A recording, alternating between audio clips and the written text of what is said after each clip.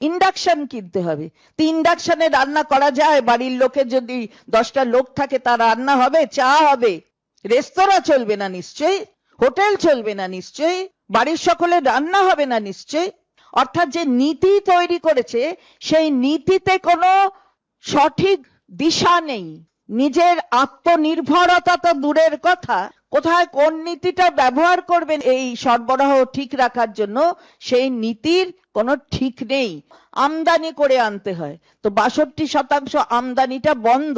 আর ওদিকে বলছেন যারা ম্যানুফ্যাকচারার তাদের বলছেন যে গ্যাস তৈরি করো। তো আমদানি যদি না হয় তাহলে করে উৎপাদনটা করবে কি করে? এসমা চালু হয়েছে। এসমা কি? Essential service maintenance act. তাহলে কি করে মেনটেন করবে?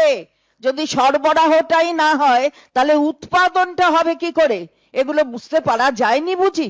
একটা সরকার চালাচ্ছেন, 12 বছর চালাচ্ছেন কেন্দ্রের সরকার, তারপরে মানুষকে এই জায়গায় পাঠিয়েছেন। এটা প্রথম নয়।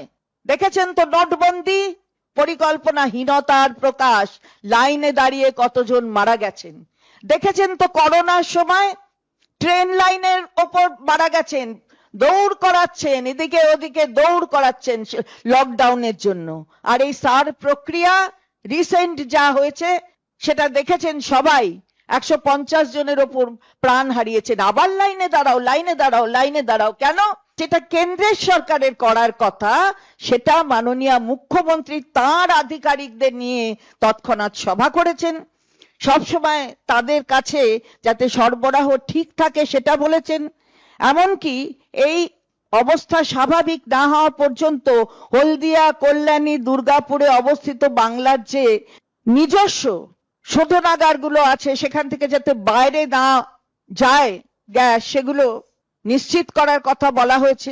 বলা হয়েছে আইসিডিএস যাতে ঠিক মতো সেখানে সরবরাহ সেই স্কুলগুলোয় হয়, যেন মিড ডে